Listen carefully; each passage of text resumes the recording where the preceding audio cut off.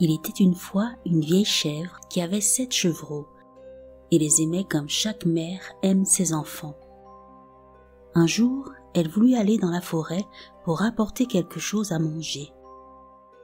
Elle les rassembla tous les 7 et leur dit : « Je dois aller dans la forêt, mes chers enfants, faites attention au loup. S'il arrivait à rentrer dans la maison, il vous mangerait tout cru. » Ce bandit sait jouer la comédie, mais il a une voix rauque et des pattes noires, c'est ainsi que vous le reconnaîtrez. « Ne t'inquiète pas, maman, » répondirent les chevreaux, « nous ferons attention. Tu peux t'en aller sans crainte. » La vieille chèvre bêla de satisfaction et s'en alla. Peu de temps après, quelqu'un frappa à la porte en criant : « Ouvrez la porte, mes chers enfants, votre mère est là et vous a apporté quelque chose. » Mais les chevreaux reconnurent le loup à sa voix rude. « Nous ne t'ouvrirons pas, » crièrent-ils, « tu n'es pas notre maman. Notre maman a une voix douce et agréable et ta voix est rauque. Tu es un loup. » Le loup partit chez le marchand et y acheta un grand morceau de craie. Il mangea la craie et sa voix devint plus douce. Il revint ensuite vers la petite maison, frappa et appela à nouveau.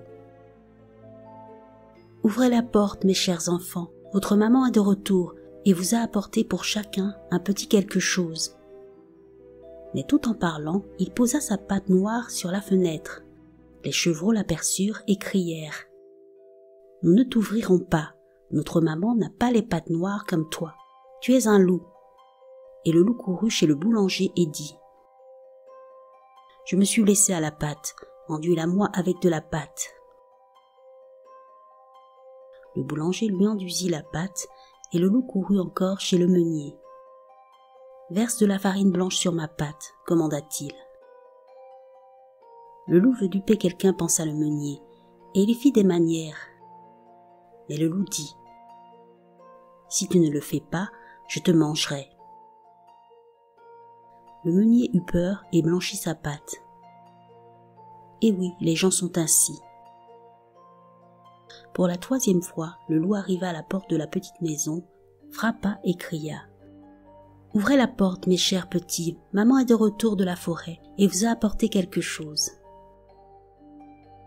Montre-nous ta patte d'abord, » crièrent les chevreaux, « que nous sachions si tu es vraiment notre maman. » Le loup posa sa patte sur le rebord de la fenêtre, et lorsque les chevreaux virent qu'elle était blanche, ils crurent tout ce qu'il avait dit et ouvrirent la porte. Mais c'est un loup qui entra. Les chevreaux prirent peur et voulurent se cacher.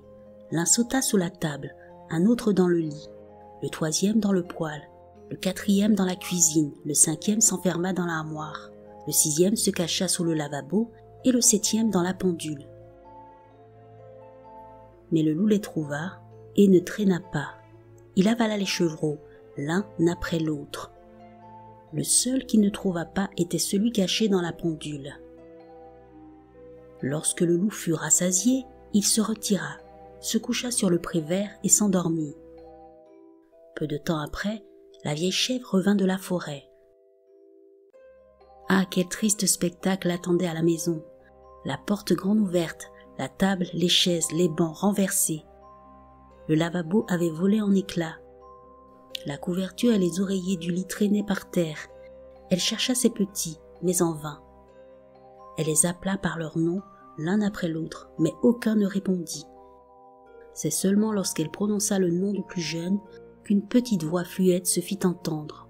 « Je suis là, maman, dans la pendule. » Elle l'aida à en sortir et le chevreau lui raconta que le loup était venu et qu'il avait mangé tous les autres chevreaux. Imaginez combien la vieille chèvre pleura ses petits. Toute malheureuse, elle sortit de la petite maison et le chevreau courut derrière elle. Dans le pré, le loup était couché sous l'arbre et ronflait à en faire trembler les branches. La chèvre le regarda de près et observa que quelque chose bougeait et grouillait dans son gros ventre. « Mon Dieu, pensa-t-elle, et si mes pauvres petits que le loup a mangés au dîner étaient encore en vie ?»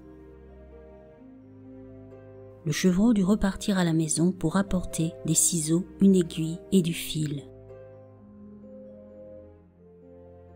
La chèvre cisailla le ventre du monstre et aussitôt le premier chevreau sortit la tête. Elle continua et les 6 chevreaux en sortirent, l'un après l'autre, tous sains et saufs, car dans sa hâte, le loup glouton les avait avalés tout entiers. Quel bonheur! Les chevreaux se blottirent contre leur chère maman, puis gambadèrent comme le tailleur à ses noces. Mais la vieille chèvre dit « Allez les enfants, apportez des pierres aussi grosses que possible. Nous les fourrons dans le ventre de cette vilaine bête, tant qu'elle est encore couchée et endormie. » Et les 7 chevreaux roulèrent les pierres et en farcirent le ventre du loup jusqu'à ce qu'il soit plein. La vieille chèvre le recousit vite, de sorte que le loup ne s'aperçut de rien et ne bougea même pas. Quand il se réveilla enfin, il se leva et comme les pierres lui pesaient dans l'estomac, il eut très soif. Il voulut aller au puits pour boire. Mais comme il se balançait en marchant, les pierres dans son ventre grondaient. Cela gronde, mon ventre tonne, j'ai avalé 7 chevreaux, n'était-ce rien qu'une illusion? Et de lourdes grosses pierres les remplacèrent. Il alla jusqu'au puits, se pencha et but. Les lourdes pierres le tirèrent sous l'eau et le loup se noya lamentablement. Les 7 chevreaux accoururent alors et se mirent à crier. Le loup est mort, c'en est fini de lui. Et ils se mirent à danser autour du puits et la vieille chèvre dansa avec eux.